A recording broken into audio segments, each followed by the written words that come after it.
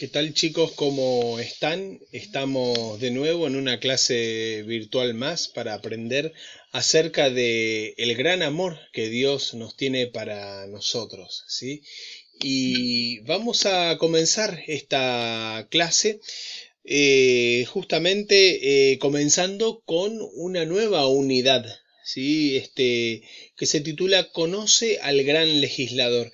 En esta unidad nos vamos a concentrar a conocer a Dios a través de su amor por medio de la naturaleza, ¿sí? Por medio de la naturaleza, que expresa la naturaleza en relación con el amor que nos tiene Dios hacia los seres humanos.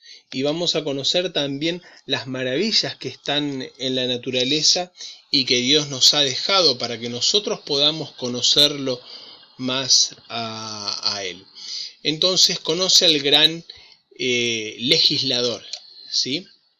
El capítulo 1, la naturaleza muestra que Dios es organizado, ¿sí? La naturaleza nos muestra entonces que Dios es inteligente, que hay una organización, hay una inteligente organización dentro de un proyecto terminado, ¿sí? Y esto nos hace reflexionar acerca de quién planificó la naturaleza, quién planificó la creación, quién fue el que diseñó este complejo sistema que es el universo.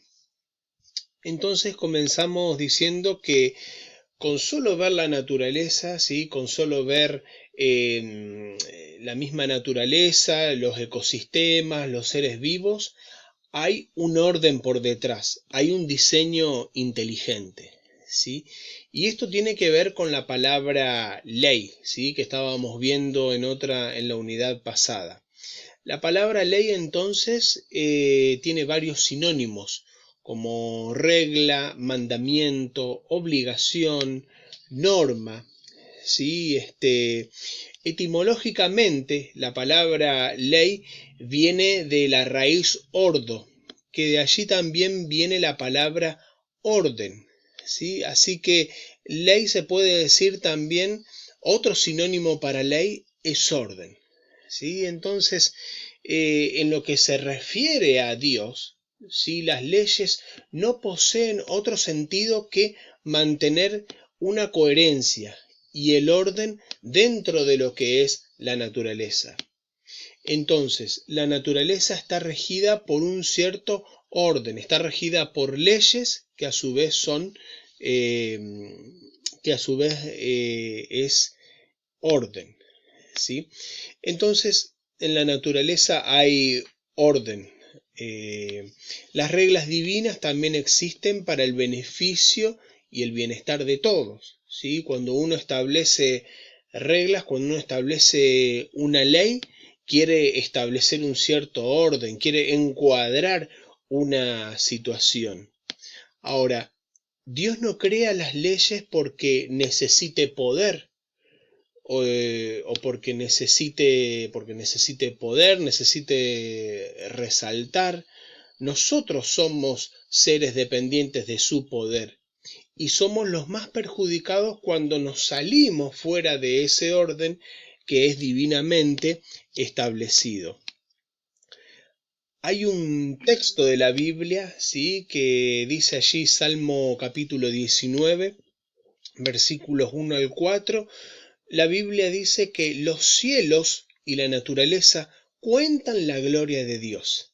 El firmamento anuncia las obras de sus manos.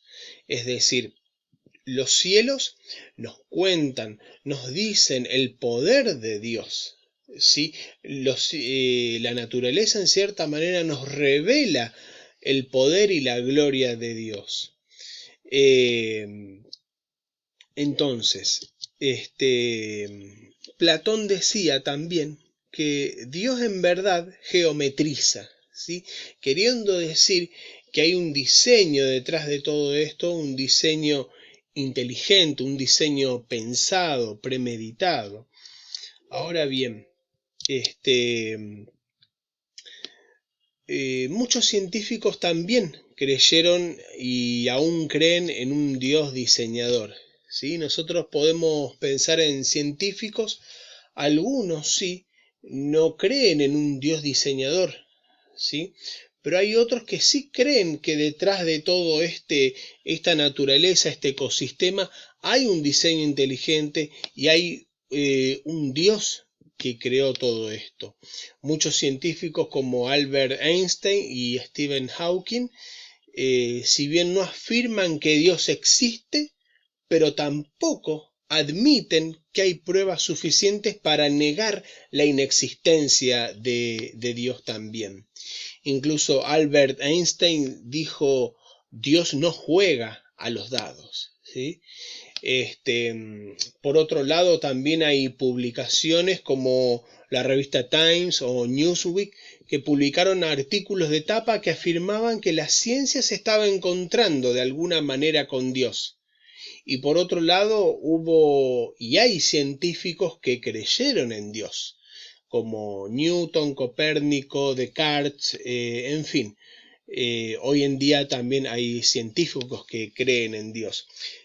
También hay libros de ciencia y religión, ¿sí? Buscando de alguna manera entender, ¿sí? Que detrás de la ciencia hay una mente inteligente, ¿sí? Buscando de alguna manera entender que detrás de la creación también hay una mente inteligente, buscando encontrar evidencias de un diseño en la creación. Ahora bien, ¿qué maravillas nosotros encontramos en la creación? ¿Sí? Pongamos algunos ejemplos. Seguramente que como una de las tareas en el colegio nos ha tocado hacer un modelo del sistema solar a una escala reducida, ¿sí? Aunque es solo una representación. Reproducir el sistema solar en una escala miniatura sería casi imposible. ¿Por qué? La Tierra mide 40.000 kilómetros de circunferencia y el Sol 1.390 millones de kilómetros de diámetro. Si nosotros conservamos la escala y el Sol lo reducimos, por ejemplo, a una naranja, la Tierra sería como un granito de arena, ¿sí? Que circula a una distancia de 90 metros, de 9 metros. Júpiter sería 11 veces mayor que la Tierra y sería como un carozo de cereza. Y giraría también a una distancia de 60 metros. Y Plutón también sería del tamaño del carozo de una cereza y giraría también o estaría a una distancia de 120 metros. Y así necesitaríamos ocupar para nuestra maqueta a escala reducida 100 metros, ¿sí? Entonces, nosotros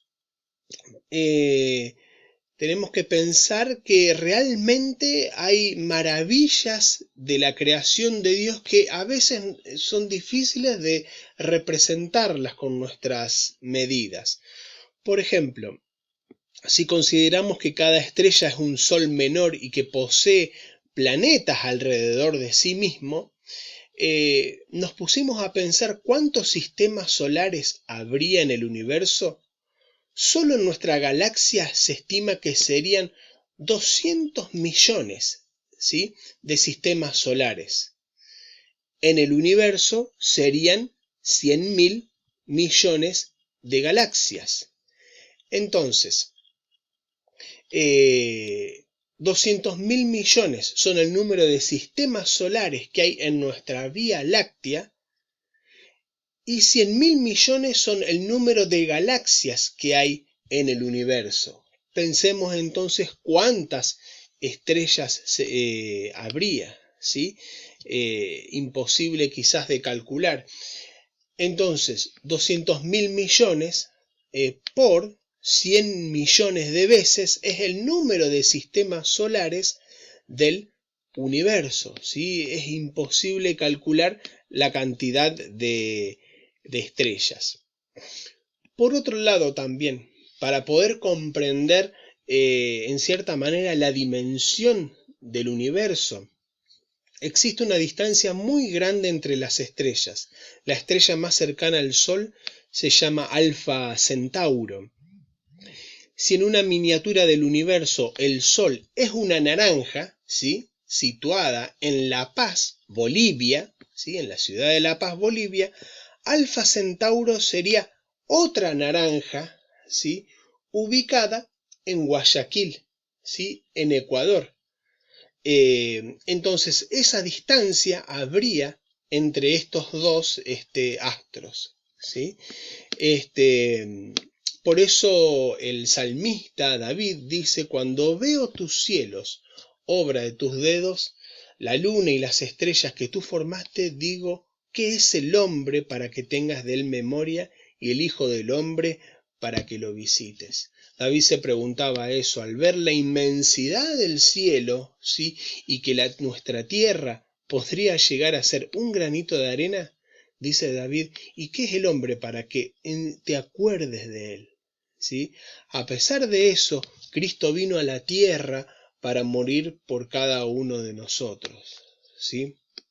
Entonces, somos menos que el polvo cósmico y no pasamos de ser un breve momento en el curso de las estrellas, pero el amor de Dios, al darnos sus leyes y revelarnos su carácter,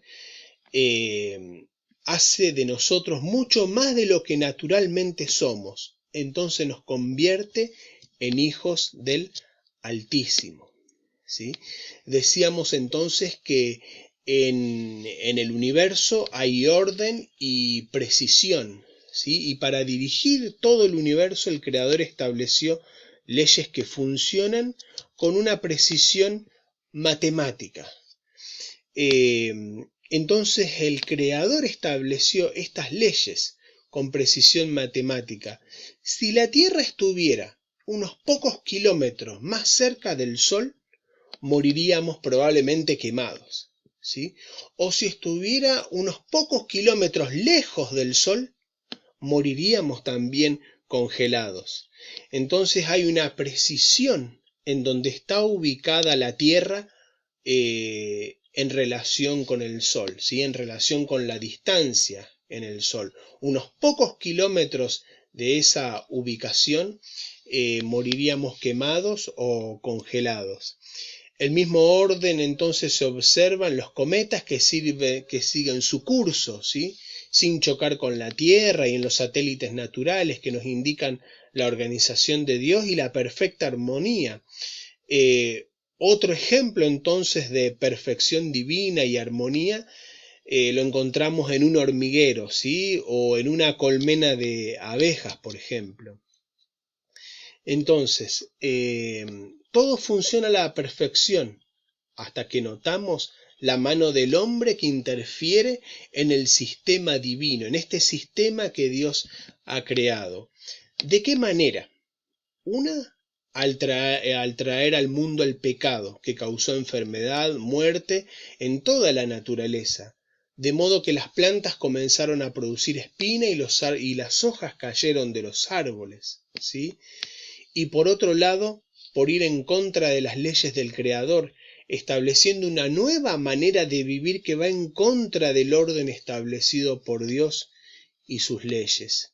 Por eso Pablo dice allí: porque no hago el bien que quiero, sino el mal que no quiero, eso hago. Porque dice Pablo también: según el hombre interior, me deleito en la ley de Dios, ¿sí? Y finalmente, nosotros encontramos una sociedad humana a veces versus el mundo animal. Y nosotros encontramos que el hombre no puede dirigir la naturaleza terrestre, mucho menos el universo. Por eso necesita de Dios que ordene con límites y reglas, ¿sí? La sociedad humana versus el mundo animal, el hombre ha hecho adelantos y se ha desarrollado socialmente y ha realizado grandes avances tecnológicos y sociales.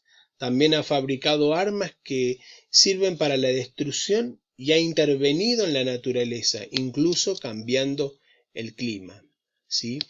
Entonces pareciera que el mundo necesita de Dios. El mundo necesita que Dios ordene todo este sistema. Desechar a Dios no es nada inteligente, ¿sí? Por eso debemos tener en cuenta a Dios en nuestra vida.